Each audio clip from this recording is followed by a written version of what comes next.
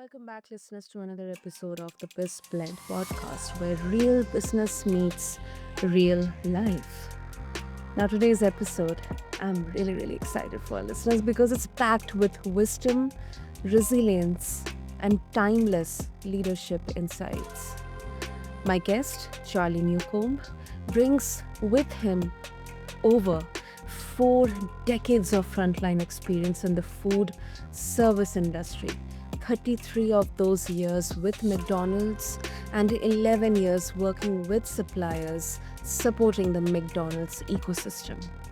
Born and raised in Maine, now calling New Hampshire home, Charlie has built, led, and mentored countless teams through challenges, growth, and the evolving demands of an industry that never ever slows down or sleeps.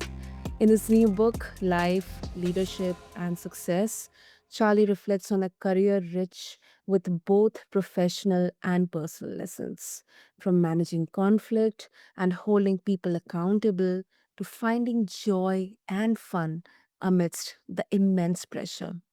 So, if you are a leader, an entrepreneur, or someone navigating your own leadership journey, this is a conversation you don't want to miss. Maybe this could be the masterclass that you ever needed. So, with that, Charlie, welcome to the show, and I'm super honored to have you here with us. Yes, thank you for having me, and nice to meet you too, Sana. Uh, Charlie, food service industry, one of the most brutal, demanding industry, but one of my favorite because there's lots and lots to learn from a perspective of an employer or an employee or as an entrepreneur, as a person overall. But most people, today, if we see the today's scenario, they change careers every few years, including myself. But Yeah. you have built a 40-year journey across only a handful of companies. What do you think allowed you to stay engaged, grow, and remain committed for so long in just one core industry? Yeah, I would tell you that, obviously, the foundation of my experience is based upon the 33 years in the McDonald's world, but whatever happened to me in McDonald's can happen to anybody, whether you work at a a high-end steakhouse, a seafood restaurant, other fast fast casual restaurants, or a Longhorn, Texas Roadhouse, quick service restaurants, our competition, McDonald's competition, Burger King, Chick-fil-A, all of those all of those food industries, I'm sure, are facing the same challenges and experiences that I had in my 33 years at McDonald's. And the good thing about it is you gain a lot of transferable skills. I mean, I always say that the job is easy, the people screw it up. And it is so true in any job, even in an office environment. You get somebody that's not happy and they may just speak and yell at somebody out of frustration. And, so there's so many transferable skills that can apply to both your career, also your life and how you raise your kids. And I'm never perfect, but Mhm. I've certainly had a lot of great experiences that have shaped my career and who I am as a person and individual today. Wow. No, but still, Charlie, it's rare to see this kind of professional longevity these days. And I think it offers valuable lessons, especially to the younger generations, on both personal and organizational loyalty. I mean, the good sense, of course. Sure. Yep. Now, talking about your book, of course, you talk a lot about managing people and building teams. Um, One thing you said, when you were explaining in the beginning that the job is easy, but it's the it's sometimes people um, they are definitely responsible. What would you say is the most misunderstood aspect of leadership that people still get wrong even today? Uh, that's a great question. And, I think, in my humble opinion, I apologize. I got my dog barking in the background a little bit, but Right. the people are made up of so many different upbringings, and all your employees that are working under you, have different factors in their life that are influencing the decisions they make. They influence how they react to situations. I remember one time I was working, up in a store in southern Maine in Portland, and this was a McDonald's, and it was right near a funeral home. Okay. So I used to tell my crew and other managers, be aware of. Hang on one second. Mm-hmm.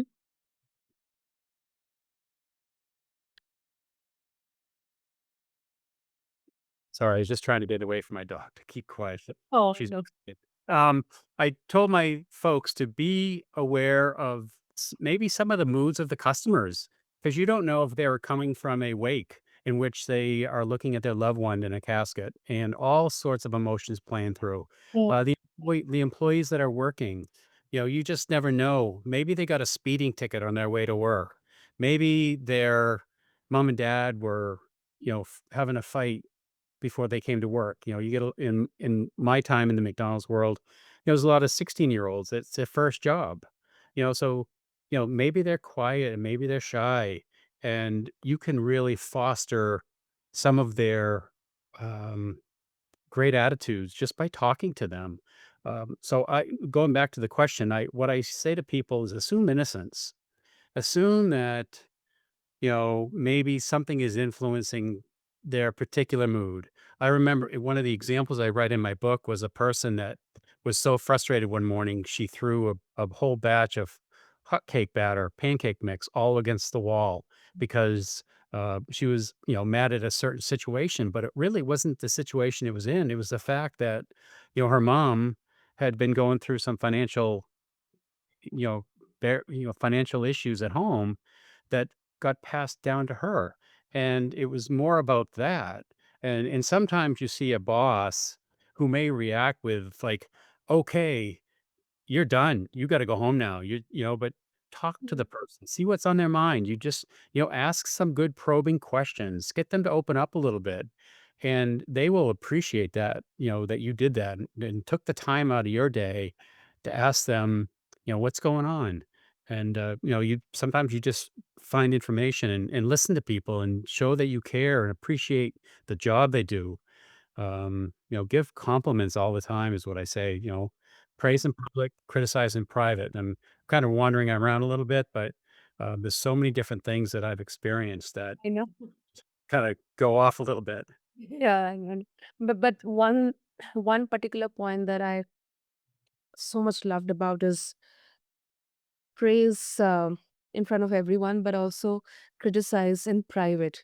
This is something that when I mean, although I'm just 10-year-old, tenured person, but um, when I see this kind of culture, then it really means that yes, I can definitely thrive, or somebody I know they can thrive, because now as someone who is yeah, working with the team members, it's easy to criticize, it's easy to point out mistakes, but then it's also so necessary to guide them and also to appreciate when they are actually doing good, because that helps them understand that they are seen, they're heard, their contribution, they are valued as a person. Yes. Yep. And I would also add to that that, you know, a leader needs to be a good coach. Yeah. And a lot of times they don't take the time to be a good coach.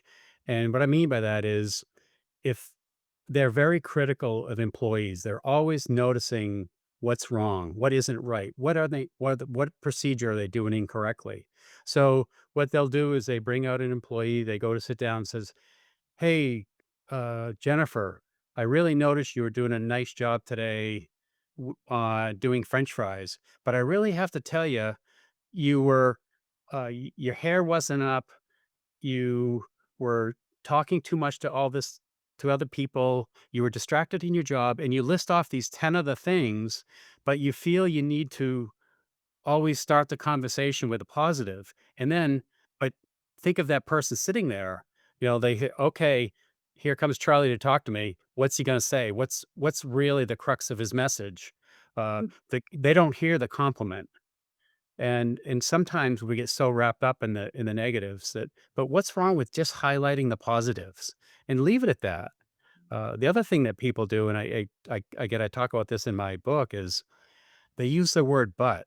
"You did a really nice job today, but you gotta do a better job here. I noticed you were, um, really attentive to the customers. However, you gotta be really talking to your crew a little bit more." It's always you're using that "but" word, and you don't even need to use that word. You can say the same thing and just remove the "but." You see a lot of that at come performance review time too. Mm. Sorry, sorry. I talk fast too, by the way, Sana. No worries. And Charlie, I mean, the business model has been discussed in MBAs and the likes of MBA and business circles, entrepreneurship. And it's no small feat. And since McDonald's clearly invested heavily in your development, any specific leadership or management principles um, from McDonald's that still guide your thinking even when you are outside of that system? Every day. And it's even in the last 10 years, things I've learned from my bosses, and sometimes I've learned from my peers as well. Um, I look at I guess one thing that stands out to me is being a good listener. I'm also a very big fan of Stephen Covey. And one of the things that Stephen Covey talks about is a lot of times people listen to respond and they don't really hear what you're saying. They're really not listening. They're only listening to as they're listening to you, they're gathering their response, but they're really not hearing what you say. But back to, how you react as a leader. I go back to some of the greatest people I've worked with. I call it the emotional intelligence.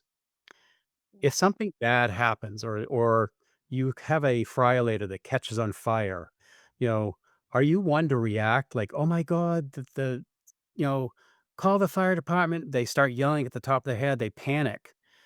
And it really just needs to be, okay, keep a cool level head and move on. I've been involved in unfortunately I've been involved in situations where my staff, it was robbed at gunpoint, and that's never fun.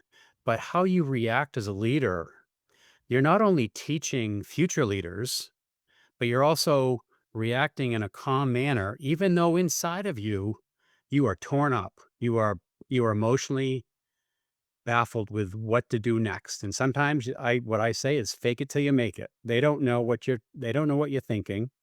And like I said, fake it till you make it, act calm.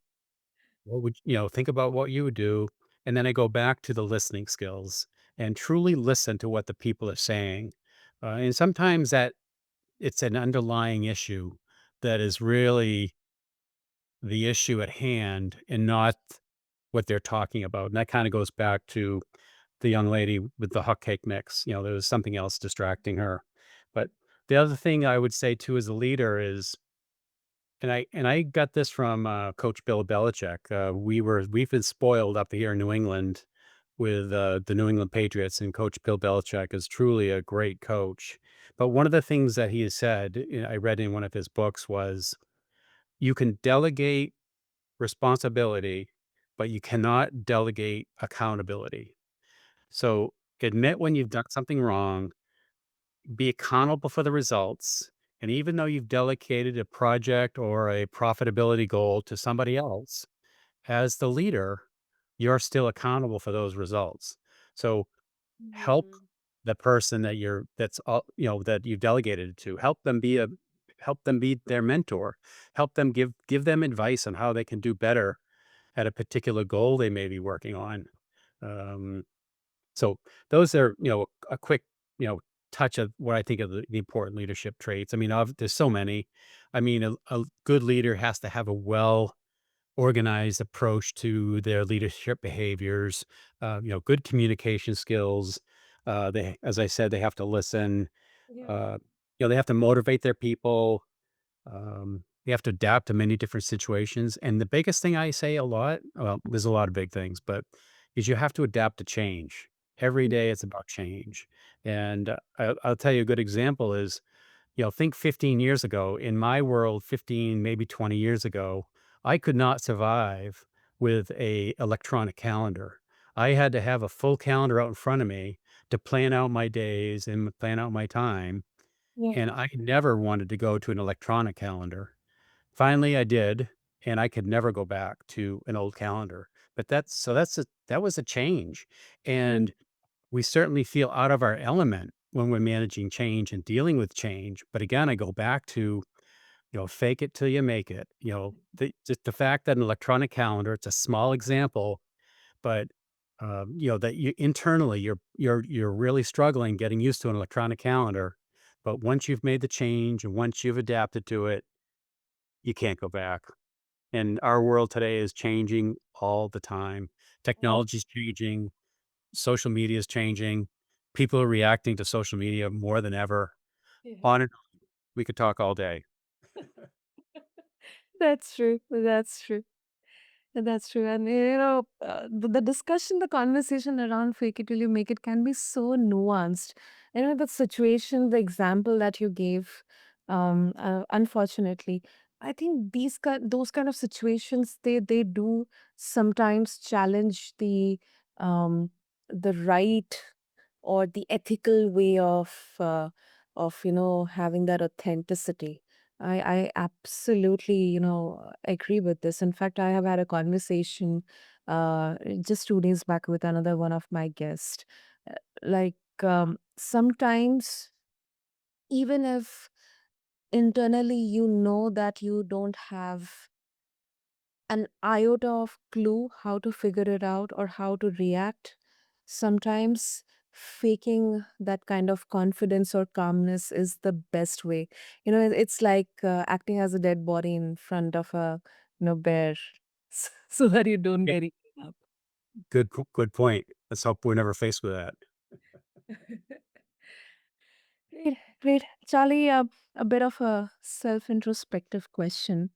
Um, Looking back now, how do you personally define success? Has the definition changed over the decades?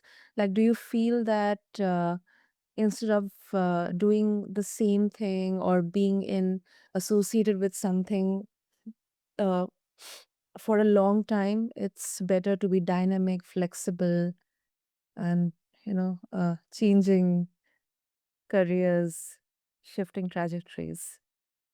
I was, as I mentioned in the beginning, I've been blessed with some great jobs. I've had 4 jobs in my career. I've loved every one of them.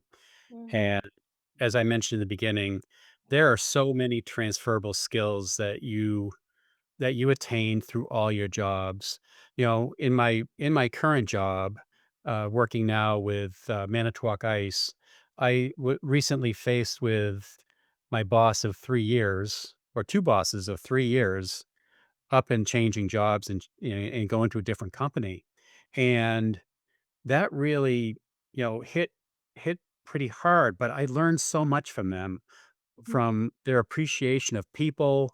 They're always very positive about their job, about the company results. No matter if you know that the results are not the best they could be, you would never know it in talking to them, because they said it in such a great way that, and that maybe you didn't get the results you wanted, or you didn't achieve the sales results that you had, and you know it from the discussions that you have with them, but you walk away with a feeling of great optimism for the future in the next year, what the future brings. So I'm always, listening to people, watching people, how they react to certain situations. And the two bosses, you know uh you know one's Bo Erickson, Greg Ebel.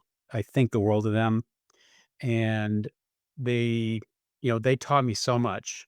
Great listeners, and not that I didn't know some of this stuff before, but they lived and they displayed so many different leadership traits that I embodied, and just could relate to. And they're just such good human beings. And that's the biggest takeaway I take from them is just, they're good, caring people. So I've always tried to do that myself, to Mm. be a good human. And sometimes, maybe I don't smile enough, and that's probably my biggest drawback. But, because I'm always thinking about, what's going to be happening the next day, where are we going to be next month, what's our goals for the year. And, I'm very concentrating on that. At the same time, I do always try to listen to what people are saying and, formulate my own opinions and lead through what I've learned from all of my other mentors. I'm a big believer in having mentors at every stage of your career. It can't be your boss, though. The boss cannot be a mentor. So Okay.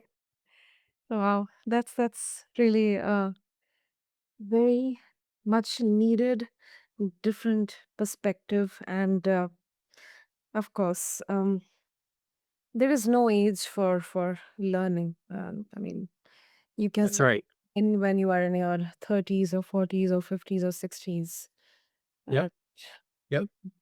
I tell you, my book is I'm very much into quotes that I've okay. encountered throughout my years, and I put several of them in my book.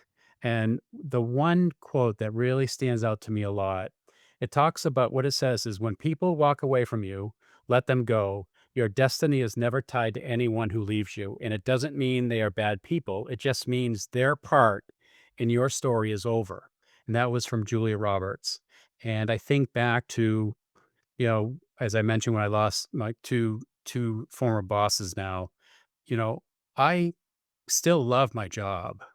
They made it that much better. They made it appear like it wasn't a job, but I still love the brand. I still love what I do, and I go back to what she said in her quote that those people, even though their time in my life is gone, Mm. but I still move on and want to be that leader and learn from them as a leader. So hopefully I can incorporate some of the same things I learned from them, and also from what I learned from a boss 20 years ago.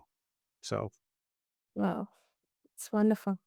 Really, really, very, very inspiring, Charlie. Very inspiring. thank you. Oh, wow. And of course, if our listeners they would like to connect with you, get a hold of your book as well, what will be the best way? The best way, it's my book is currently on sale through Amazon. It's now a Amazon bestseller list. And it's also going to be, I should be even available in Barnes and Noble and major bookstores now too. But it's Life, Leadership, and Success. And I have a couple subtitles: Purposeful Life Lessons and Strategies for Managing Teams with Impact. And it talks about my journey from McDonald's crew member to industry leader, a journey of personal and professional transformation. And I'm not who I'm not who I was going to be if I had taken a different path in my career. Mhm. I'm blessed with some great bosses, some great jobs, and I've always been learning. And I'm also available on LinkedIn, Charlie Newcomb, and then my email, charlienewcomb@comcast.net. I love to talk to anybody. I'm looking forward to possibly speaking in front of group audiences down the road. It's kind of my next endeavor. I would like to kind of im- help impart my knowledge upon other people. You just never know who you're going to impact in your life. There's always people watching how you react, and hopefully you have an impact on some people. And I mentioned a few people in my book that impacted my life, and they probably didn't know it until they read my book. So it was a great experience. Wonderful, wonderful, Charlie. I'll make sure to have all the details and links in the show notes. And Thank you. thank you so much for this heartwarming, rich, and grounded conversation. Yeah, no, 40 years, it was great. 40 years of wisdom, Charlie. Um, I hope that it got packed into just a few minutes here, at least personally for me. And I'm very sure for our listeners as well. So thank you so, so much for giving some of our golden nuggets to us. I think I started my career when I was 5 years old, so you know how old I am now. Oh, so for all of the listeners out there, make sure to check out Charlie's new book, Life, Leadership, and Success. It is filled with stories and actionable takeaways for anyone looking to grow, not only professionally, but also personally. I'll have the links, mention the show notes for you. And until next time, this is BizBlend, where business and life always intersect. And this is a host, Sana, signing off. Thank you.